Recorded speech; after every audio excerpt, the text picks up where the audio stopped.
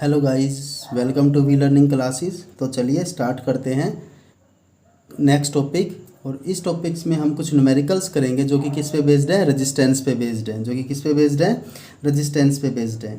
तो रेजिस्टेंस पे बेस्ड है तो वहाँ पे कुछ हम न्यूमेरिकल्स हैं। तो रेजिस्टेंस का सबसे पहले तो हमें रेजिस्टेंस का फॉर्मूला पता होना चाहिए। रेजिस्टेंस का फॉर्मूला क्या होता है कि रेजिस्टेंस का फॉर्मूला हमने लास्ट लेक्चर में भी किया था कि रेजिस्टेंस का फॉर्मूला होता है ML/में n² ए टाउ। अगर मैं L और A को छोड़ दूँ, अगर मैं यहाँ पे किसको L और A को छोड़ दूँ तो बाकी यहाँ पे क्या बचा, ये बचा। तो इसको हम क्या लिख सकते हैं, रजिस्टिविटी। ये किसका पार्ट है, रेजिस्टेंस का ही पार्ट है। तो हम इसको यहाँ पे क्या लिख सकते हैं, रो लिख सकते हैं। तो रो L/में E। तो मैंने यहाँ पे रो किसको लिखा है, रो मैंने यहाँ पे लिखा M/में n² टाउ को। तो रो यहाँ पर क्या है, स्पेसिफिक रेजिस्टेंस, क्योंकि रेजिस्टेंस का एक पार्ट था स्पेसिफिक रेजिस्टेंस और रेजिस्टिविटी। तो ये क्या है यहाँ पर, स्पेसिफिक रेजिस्टेंस और रेजिस्टिविटी है। इसको हम किससे रिप्रेजेंट करते हैं, रो से रिप्रेजेंट करते हैं। तो चलिए देखते हैं स्टेटमेंट क्या है यहाँ पर। If length of conductor becomes double, अगर लेंथ को डबल कर दे। और सेकंड केस क्या है, इफ़ एरिया को डबल कर दे तो then what will be the new resistance. तो यहाँ पर एक ही क्वेश्चन के दो पार्ट हैं। एक बार तो लेंथ को डबल किया तो बताना कि रेजिस्टेंस पे क्या इफेक्ट होगा। एक बार सेकंड में क्या किया, क्रॉस सेक्शनल एरिया को डबल कर दिया, तब बताना है कि रेजिस्टेंस में क्या इफेक्ट होगा। तो सबसे पहले इसका फर्स्ट पार्ट करते हैं। तो फर्स्ट पार्ट रेजिस्टेंस का फॉर्मूला हमें पता है। रेजिस्टेंस का फॉर्मूला यहाँ पे क्या, रो L/A है। तो रेजिस्टेंस का जो फॉर्मूला है, रेजिस्टेंस का फॉर्मूला क्या है यहाँ पर, रो L/A। तो रेजिस्टेंस क्या है, लेंथ के डायरेक्टली प्रोपोर्शनल है। यहाँ से हमें पता लग रहा है कि रेजिस्टेंस क्या है, डायरेक्टली प्रोपोर्शनल टू लेंथ। तो बाकी चीज़ को तो क्या रखना, बाकी चीज़ को सेम रखना है।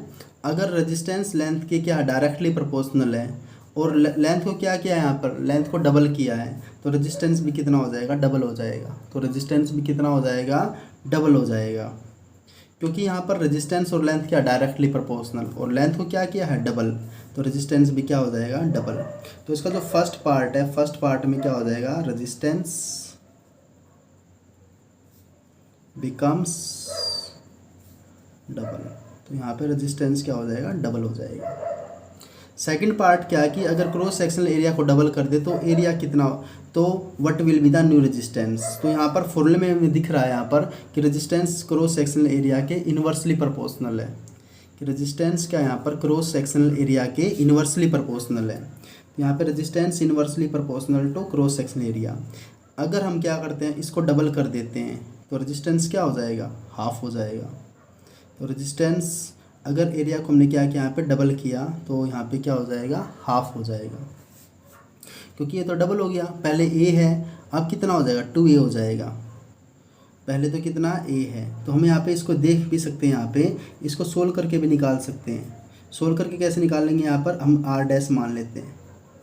रो को किस में चेंज करना, ओनली एरिया में चेंज करना। तो फॉर्मूला हमारे पास क्या है, rho as it is, L as it is. Area पहले फॉर्मूले के हिसाब से A था, अब डबल करना तो 2A हो जाएगा। अब जो इतनी वैल्यू है, ये जो इतनी वैल्यू है रो L/में A, ये किसकी वैल्यू, R की वैल्यू है। जो इनिशियल रेजिस्टेंस है उसकी वैल्यू है रो L/में A। तो यहाँ पे हम क्या लिख सकते हैं कि जो R' is equal to rho L/में A। 1/2 तो एज इट इज़ रहेगा यहाँ पे 2। ये किसकी वैल्यू है, यहाँ पर R की वैल्यू है। तो हमने यहाँ पे क्या लिखा, R लिख दिया। तो इसको हम क्या लिखेंगे कि जो R' की वैल्यू आई है वो क्या है, R/2। तो इनिशियल रेजिस्टेंस का हाफ हो जाएगा। जो स्टार्टिंग में रेजिस्टेंस था, जो स्टार्टिंग में रेजिस्टेंस था उसका क्या हो जाएगा, हाफ हो जाएगा। अगर हम क्या करते हैं, क्रॉस सेक्शनल एरिया को हाफ करते हैं। अगर क्रॉस सेक्शनल एरिया को क्या करते हैं, डबल करते हैं। डबल किया तो उसका रेजिस्टेंस क्या हो जाएगा, हाफ हो जाएगा। न्यू रेजिस्टेंस कितना हो जाएगा, इनिशियल रेजिस्टेंस का हाफ। तो इसकी जो नेक्स्ट स्टेटमेंट है, नेक्स्ट स्टेटमेंट क्या है कि जो फर्स्ट स्टेटमेंट तो क्या है, उसमें दो सेपरेट क्वेश्चन थे। एक बार लेंथ को डबल किया था, एक बार एरिया को डबल किया था। लेकिन अगर दोनों का इफेक्ट इकट्ठा हो जाए, दोनों का इफेक्ट क्या हो जाए, इकट्ठा हो जाए, दोनों में जो चेंज करेंगे एक साथ कर दे, तब रेजिस्टेंस में क्या फ़र्क होगा। तो यहाँ पर ये बताना है इस क्वेश्चन में।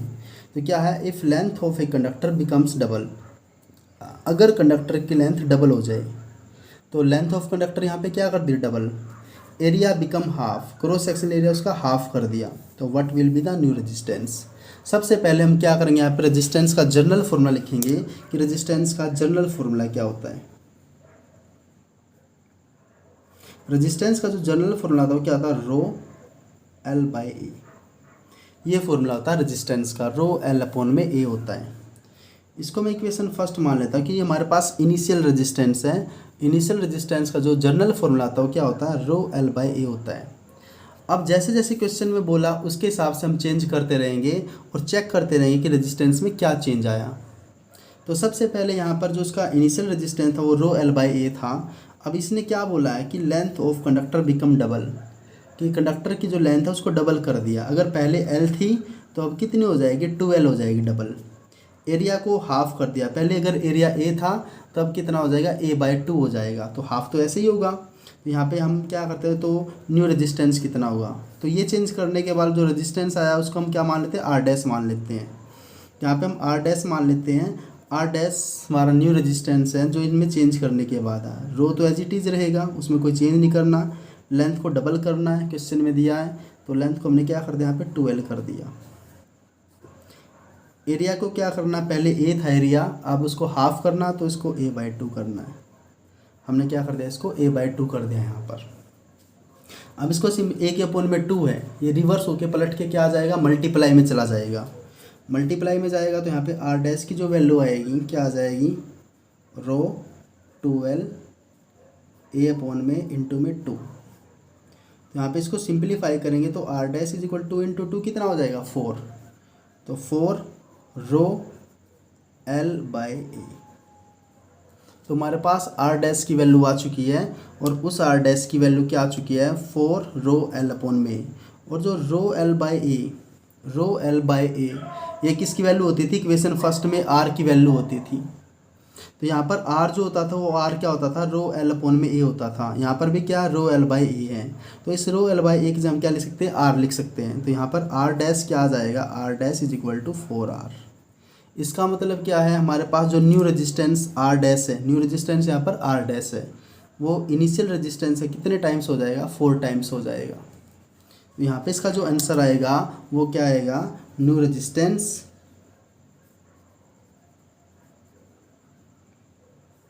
R' becomes 4 times. तो initial 4 times of initial resistance का 4 टाइम्स हो जाएगा। तो ये था इसका कंप्लीट सॉल्यूशन। तो मिलते हैं गाइस नेक्स्ट वीडियो में, तब तक बने रहिए विद वी लर्निंग क्लासेस। अगर ये वीडियो आपको पसंद आए तो लाइक शेयर एंड सब्सक्राइब करना ना भूलें। Thank you.